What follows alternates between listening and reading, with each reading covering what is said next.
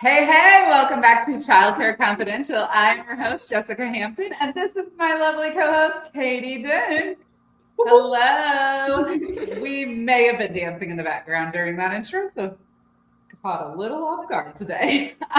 My apologies. But today we are going to talk about when your best employee becomes your biggest problem. Or your biggest, you know what? Been there, done that. But this one's uncomfy. It's gonna make you uncomfortable. Don't make me uncomfortable. It already has made you uncomfortable, but I'm so excited. This one's about the employee that you love, right? The one that the parents rave about, the one that you never in a million years would think would be an issue. Yep. Until they are. Yeah, that's tough. The employee that was amazing. The kids loved her. The parents requested her room. Yeah, they did. And if I'm being honest, she made your life a little easier. You probably devoted several hours and invested time into them because you saw all the potential that they had. Yes, you did. But slowly things started shifting. You might have noticed the little things at first, the cutting corners, saying maybe something that kind of caught your little eyebrows, or maybe ignoring small rules, or talking over their coworkers, or maybe if they're in leadership, just trying to be BFFs with every employee isn't always the easiest or greatest situation, depending on who you are. You think so? And we justify it. As leaders, we justify it. Yeah. We hold on to people too long because, well, she's good with the kids, and I can pitch in and help out. Of course. Here's the problem, y'all. Your culture feels everything before you address it. Yeah. Your culture begins to suffer. And at first it's the little things. Yeah. And if you don't catch it quick enough and handle the situation, you are going to be climbing back out of a pretty negative situation. Yeah. Unfortunately. Let me just jump in and tell you a little bit of backstory, a little story for you. Okay. About an employee that I absolutely loved. Yes. She was my girl. Like, she was, the teacher that comes in and you don't have to give a lot of direction to because they're doing the assessments, they're making it creative, they're investing time in their classroom, they're making videos, teaching videos on the side, like just to be out there and doing things in the classroom. Superstar. They help with leadership stuff when you need it. Like, they are on it. I had one of those. Doesn't seem like it went very well. It didn't. And we talked before on a podcast about how I don't love ultimatums. This employee that I invested in for a very long time, she was a great teacher, not a great management person. And you don't want to be not a great leader. Management's not really the word we use. Leadership. She wasn't great at leadership. Yeah. So, we started with small steps, be a team lead, do these things. Right. Well, eventually she had gotten through school and was ready to move up in her career. And I didn't want to lose her. And so she came to me with one of those lovely ultimatums eventually, that I actually kind of accepted in what happened. Not sure who was thinking there because clearly it wasn't me. I knew that she was going to struggle a little bit, right? But she really wanted that director role. And she had a lot of potential. Yeah. However, when I put her in that role, she really struggled. Behind the scenes, and people weren't noticing it at first. I was helping, we were helping pick up the slack in situations and try to help. We came up with different teachings and plans to help bring her to where she needed to be. But then I started to notice some things. Maybe she went to lunch. Maybe she had a drink at lunch and thought she was going to drive a bus afterwards. She did not. Let me clarify. Nope. And she wasn't drunk. She had a drink at lunch. However, that is not okay, especially in leadership, but not okay at all when you work with children and you have to drive in the afternoon. So I corrected that quickly. Yeah. From hearsay from other people, and she was honest about it. Really saw no fault in it. To be honest. That's so good. Oh. So we got more than just leadership. Okay. Yeah. So we got through that situation, and we're plugging along, and then I'm on vacation. Yeah. And we fly in, and I know the staff is all hanging out at the Mexican restaurant. Oh, I love the Mexican restaurant. Well, okay. Maybe I'll just swing by. It's on our way to the house. Yeah. Swing by and say hi to everybody. And so I did. With my hubby. Oh, and we swung by. We came in, but the said staff member walked right past us because she didn't realize we were actually there, because she took this whole staff out and had drinks and had a little too much. And so that's, in leadership, don't drink with your staff. Just don't.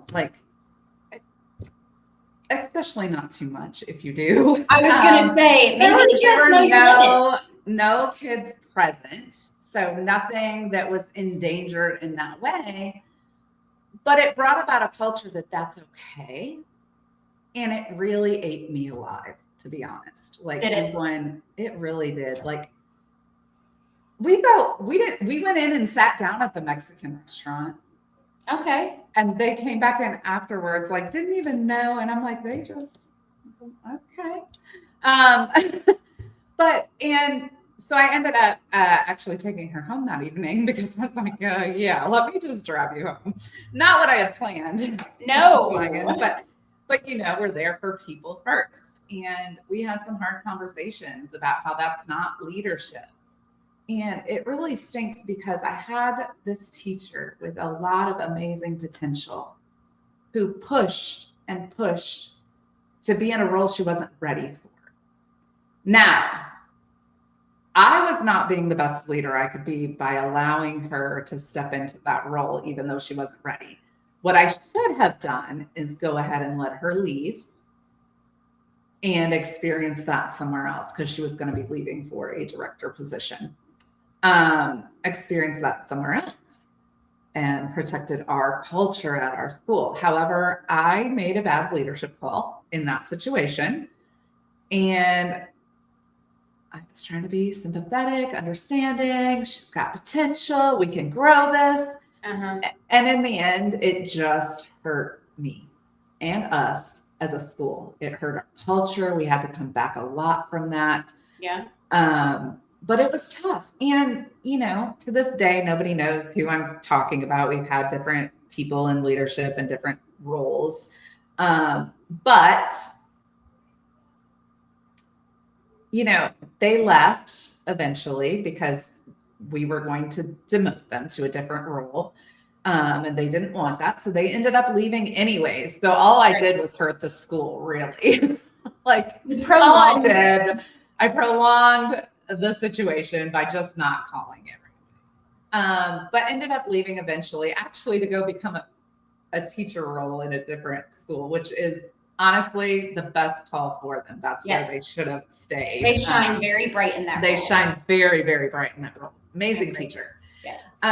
But people don't know the behind the scenes. So now all of a sudden, you've fired, because that's what everybody says. We fired them even if we didn't. But you fired so-and-so, and they were such a great teacher, and we loved having, and all this stuff. And you're going, smile and wave. You have no idea what's happening behind the scenes. You don't know. You have no idea. And if you knew, you would be telling me I made the right call. Yeah. But I'm not going to share that with you. That's a staffing call, a leadership call. Right. Not something that everybody needs to know. It didn't affect any of the kids in our school. It was just bad leadership, to be honest. Yeah. But it hurts. Like I've had a couple of employees that have left that I really saw potential in, that I really tried to invest in, and I've cried when they've left. And I'm not a crier typically, guys. No, you're not. You're not. Very rare occasion. So it was tough, but there are probably 3 or 4 that I have really been upset that they're leaving, and this is how it's ending. Because I didn't want that for them. Yeah. I wanted to see them grow. I wanted to be their biggest cheerleader. I wanted all of these things, but you can't make somebody fit into a role they're not called to be in. And that is hard sometimes. Yeah. Ew. I love that though, but it's so accurate. I think we've all heard it in all different leadership stuff all the time. And it's so funny because I sit there hearing it and I'm like going, yeah, that sounds great and all this stuff. And then it happens to you. Right. You're like, oof. But you don't think it's going to. You never think it's going to be you. You never think it's going to be you. Mm-mm. And then it just smacks you in the ass. Sure does. Sure does. No. Okay. So I very much remember your experience with said employee from way back in the day. Who we will not mention because obviously we're confidential. Yes, confidential. But speaking in the world of confidential, I remember that I had a run-in once upon a time in a similar instance where this teacher was the bee's knees, a pre-K teacher of your dreams. The parents raved about them. They made little books as keepsakes for the parents to take at the end of the year. They were the golden goose. Yes. Yes. Why is it always the golden goose? Not the golden goose. Golden goose. The best. And I literally knew if I was doing a tour, that's the classroom I'm going in to show these potential parents because this teacher's got it going on, all the things. Yes. Yep. But then staff start to come to me on the side of this person's acting too big for their britches. They're starting to control the day-to-day, even though they are not in management. They are now telling the teachers what they can and can't do. They're maybe being a little too strict and sassy with the kiddos. It's just turning into this very toxic, weird energy that nobody wants in their schools. Yeah. So what do? You confront them, of course, and you're like, hey, what's happening, Golden Goose? You're shining. Right. Like, hey, so do you know you can't drink as much? But so this teacher, she's like, oh, I didn't realize. Well, no, it turns out she did realize. It ended up blowing up mega, where this teacher made all these little fires underneath of herself, ended up leaving on lunch, not coming back, screwed the entire team. It turned into a whole thing. I should have known better. I should have known when my staff came to me and started telling me that she was having issues and that she was being super rude. Yeah. I should have known. And I chose not to listen. And it hit me right in the butt. It sure does. It sure does. And it happens before you know it. So remember those quiet things that you're noticing. We've even talked about recently, actually, I think earlier today, we've even talked about how, staff working from home, like admin team, executive director type things working from home on different days or occasions. And, Katy and I have had that conversation, and I completely trust Katy. I have no problems with her doing whatever she needs to do, obviously. But I can't say that I've always had that. Yeah. And I think I noticed little things before with different people in leadership that I kind of put to the side because I didn't want to lose that person, or I didn't want to strain that relationship, or I liked them. I thought they were going to be great. And you're just holding on too long sometimes, I think. Yeah. Not fun. Okay. But, you can't protect the one golden goose, the strong performer, at the sake of the entire team. And you have to choose your team. And so I know I have been there a few times in the last decade or so. And it's not fun at all. But you know what? That outcome's still going to happen even if you wait 6 years too long. It's still going to happen. So you might as well face it. While you should, when you're supposed to. You're either going to face it and correct the situation, or you're going to face it and decide, just like we've said with parents, maybe this isn't the right fit for you.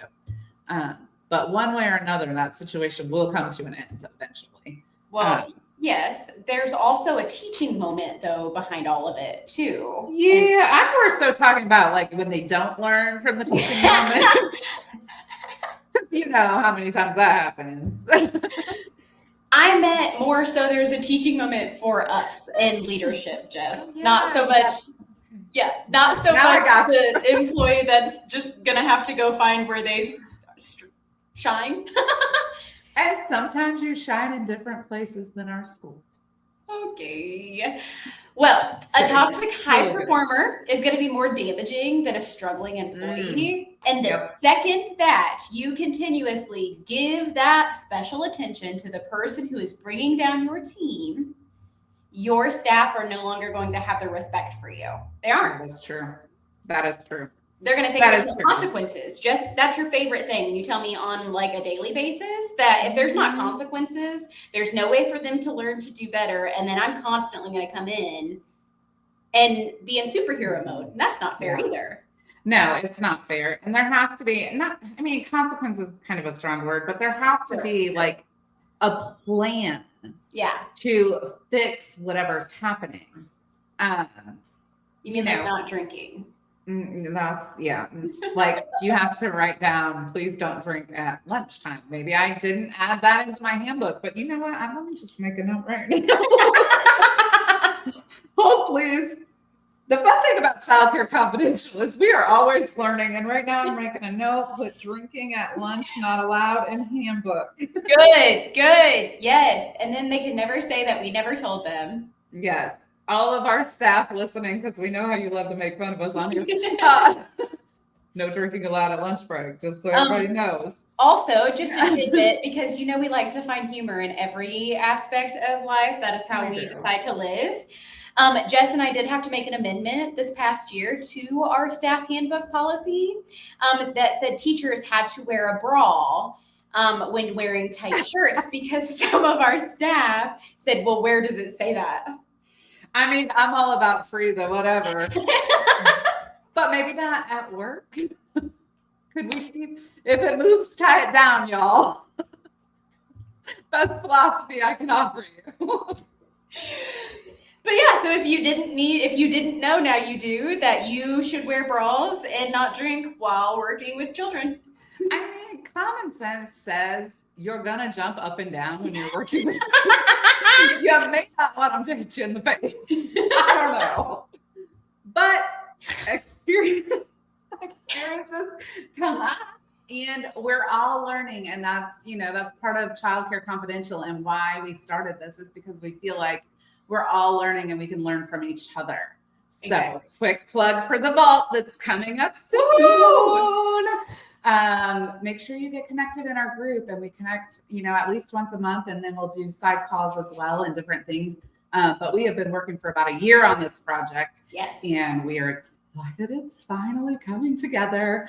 But we need each other. We need to bounce ideas off of like, hey, what is your policy on not drinking at lunch? Think I can borrow that? We need those things. And maybe if I was in that group, somebody would have already asked me if I had a policy on it. And I've been like, oh, shoot, no. I thought that was common sense, things like that.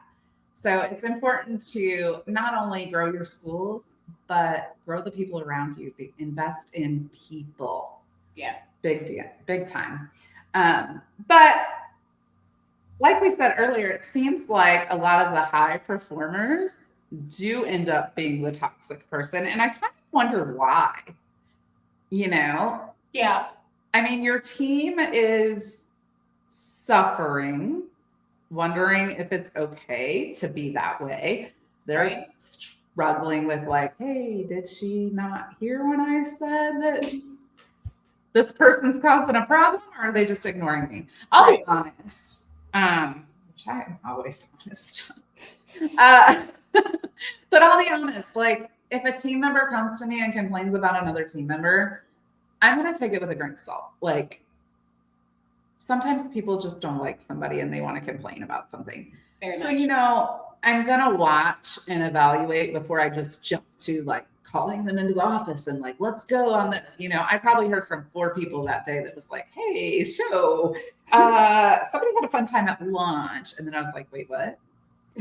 Tell me more. And I'm like watching, observing, and then I'm going, nope. But you do have to address it, but make sure it's not just because somebody's bad mouthing somebody. Make sure that you're gathering that facts. I like to give facts. Only facts. Confidential facts. So yeah, it is interesting though that it is usually a high performing person. And I think part of that is because maybe that person is stuck in a role that they've outgrown. That's true. And so that could make them go, well, I do this better than everybody else in here. And I'm the best teacher they have. And it kind of gives them big hits sometimes. Yeah. And so we have to kind of watch that. So you're either bordering on the line of they're struggling because they're a high performer and they're stuck in this role and they're ready to move up. Mm-hmm. Or they want to push faster than they should, and you should slow them down. So only you can kind of make that call knowing the person. But I would say listen to your gut, because I know I didn't listen to mine. So, food for thought for the future. Yes, listen to your gut. Oh, man. Yeah, good times, good times. Okay. And your friend at your school, that you had such a great experience with as we were talking. Yes. She kind of did some behind the scenes stuff to you personally. I mean, when it gets to the point where the employee, the golden goose that you appreciated, loved, you decided to take their kids to XYZ for them after hours because they just needed that extra help because they're a struggling, single parent. You give them gas money because they say they can't get home, and you obviously don't want them to have that. So you are investing in these people. You are loving on them. Right. You are giving them everything that you would hope that they would appreciate, and they turn around and call CPS on you, have them show up to your home. You putting it all out there. Okay. Turns out, fun fact, I didn't do anything, so it was fine. You did not. But that just goes to show you that at what lengths teachers, even when they're loved on and appreciated, if they decide that it's no longer like fitting for them, they can flip the script so quick. Yes. So you need to know when that relationship is at a toxic point, and you need to be done with it and cut it off. And if I wouldn't have put myself in that situation. So this is equally as much of my fault as it is theirs, because I could have done something about it beforehand. Well, and I think that comes back to usually when you're in these situations, it does have something to do with our own leadership skills. Yeah. That there's a reason we're not just, calling it. There's a reason we haven't just said, hey, this just isn't a good fit. For me, my big thing is people first. And I think for me personally, I fear not having a relationship with some of those people that I thought I devoted so much time into. And that's hard. That's hard. And it's hard because we've done things for staff. I mean, buying their family Christmas gifts, because we knew they were having a rough year or something. So we, you know, wrapped them all, gave them all to them. And then you see on social media them bashing you. Yeah. And that's hard. That got me, I'm not going to lie, that got me a little bitter for a minute. Yeah. It really did. Because, or the girl, we had a staff member one time that I was unaware, but I did find out that they were living in their car. Oh. Had no idea. No idea. Hid it from almost everybody. But it finally came out. So we actually paid for them to have a hotel for a month. Oh. And we gave them time during work hours. We were paying them during this to go out and look for an apartment. Like we had all the pay stubs lined up. We had everything lined up.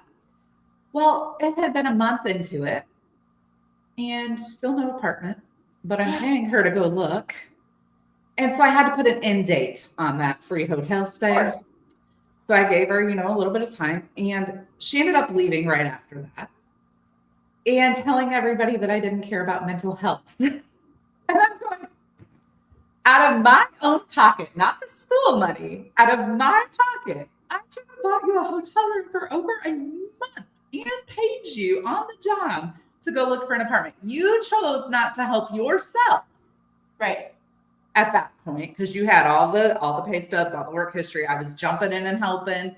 I would never co-sign for anyone, but I was jumping in and helping, you know, and providing resources. And then you leave as soon as I'm done paying for your free hotel. Sounds And she called licensing on us. Oh, there it is. Yep. Always happens. It always does. So parents, if you're listening, if your school gets a licensing visit, just know that sometimes they just come because somebody left and is upset or whatever. We have had them come so many times. We've even called them and said, hey, just so you know, so-and-so just left our building upset. So expect an email soon. You're probably going to be coming out to see us. So we try to get ahead of it, but it happens sometimes because people want to find a way to like stab you back kind of thing. They want to find a way to, which is weird, to get under your skin. And, you know, it hurts. We may be leaders, but we still have feelings. And so all of the Facebook posts and things like that, those hurt because you might be upset for a minute, but like, that's my life. Right. That you're messing with. And I did nothing but try to help you. And so that it was a bitter pill to swallow going into leadership and realizing that you can't be everything for everybody. There you go. And you can't help people that won't help themselves. Kind of narrows it down to 2 good points, right? I was going to say that was I feel the whole like episode. We're wrapped up. That was the whole episode, yeah. But just remember that respect will always matter more than somebody's talent. Respect goes a long way. I love Katy, as you all know. But one of the refreshing things that happened when Katy came was the respect that she gave me. I have no doubt in my mind that if I walk into a room and Katy's talking to people, it's not about me. Not unless it's positive. I have no doubt in my mind about that. And because I know that, we have such a much better relationship. We click because she's very much about respecting people around you. And that just spoke volumes to me, which is why we felt like we need a whole culture shift here. There's no respect. Let's go. You know, not just that reason, but that was part of it, to be honest. Yeah. No, I agree. You know, but it's been great. It's important. Yeah, it has. It's been wonderful. We love it. Okay. Last thoughts, Katy. Anything? I think that what you said, the respect will always matter more than talent. Mm-hmm. I also have to say, not just respect, but loyalty. When you were just speaking, you know, that's like my go-to. It is. I actually can't teach you how to be loyal. You have to already do that. I could teach you everything else, and I'm happy to. But you have to know who's got your back, who to go to when you need it and who's really there for the right reasons and who's going to elevate your program. Absolutely. I think that speaks volumes to your program too, because if you're teaching those values at the core of everything you do, you shouldn't get to like the best employee becoming the biggest problem. Right. You know, but teaching the values of just respecting, and we teach the kids social emotional skills. Why are we not using them as adults? I don't know. We could. But you know, we've all had one, and we would love to hear your stories about your best employee that maybe didn't go so great, or maybe you and your best employee are still rocking it. And if so, we are proud of you, because it is hard to find somebody like a Katy or a Jess. It is a team like it's hard to find that connection, and it's hard to do it when everybody's running schools too, and all of the things that go with that. So if you found your person, we're happy for you. If you're still looking, join the Vault. It is our new coaching thing that we're doing, and just kind of coming together as school leaders or leaders in different areas, just to talk and bounce these things off of each other. Because I know we all have a story. Yes. So, and submit them. Submit them, post, comment, share, like, all the good things. We started dancing. We might as well dance it out. So, all right. Bye. See you later, everybody. Bye.